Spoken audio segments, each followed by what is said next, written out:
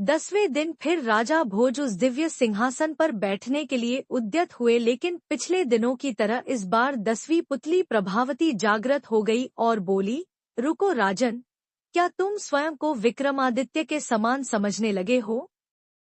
पहले उनकी तरह पराक्रमी और दयालु होकर बताओ, तभी इस सिंहासन पर बैठने के अधिकारी होंगे।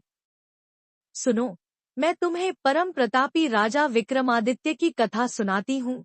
एक बार राजा विक्रमादित्य शिकार खेलते खेलते अपने सैनिकों की टोली से काफी आगे निकलकर जंगल में भटक गए। उन्होंने इधर उधर काफी खोजा, पर उनके सैनिक उन्हें नजर नहीं आए।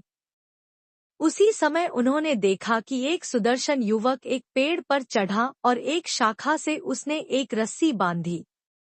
रस्सी में फंदा बना था, उस फंदे में अपना सर डालकर झूल गया। विक्रम समझ गए कि युवक आत्महत्या कर रहा है।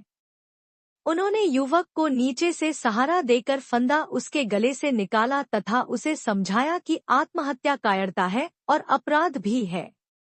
इस अपराध के लिए राजा होने के नाते वे उसे दंडित भी कर सकते हैं।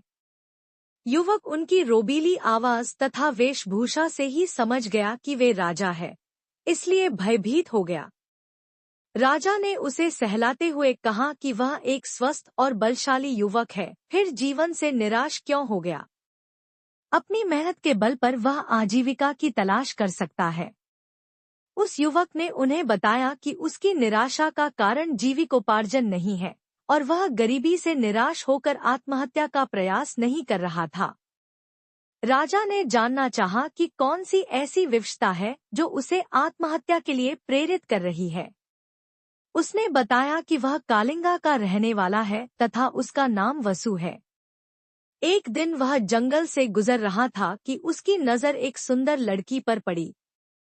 वह उसके रूप पर इतना मोहित हुआ कि उसने उससे उसी समय प्रणय निवेदन कर डाला। उसके प्रस्ताव पर लड़की हंस पड़ी और उसने उसे बताया कि वह किसी से प्रेम नहीं कर सकती क्योंकि उसके भाग्य में प्रेम करना नहीं लिखा है। दरअसल वह एक राजकुमारी है जिसका जन्म ऐसे नक्षत्र में हुआ कि उसका पिता ही उसे कभी नहीं देख सकता। अगर उसके पिता ने उसे देखा तो उसी क्षण उसकी मृत्यु हो जाएगी। इसलिए उसके जन्म लेते ही उसके पिता ने नगर से दूर एक सन्यासी की कुटिया में भेज दिया और उसका पालन पोषण उसी कुटिया में हुआ। उसका विवाह भी उसी युवक से संभव है।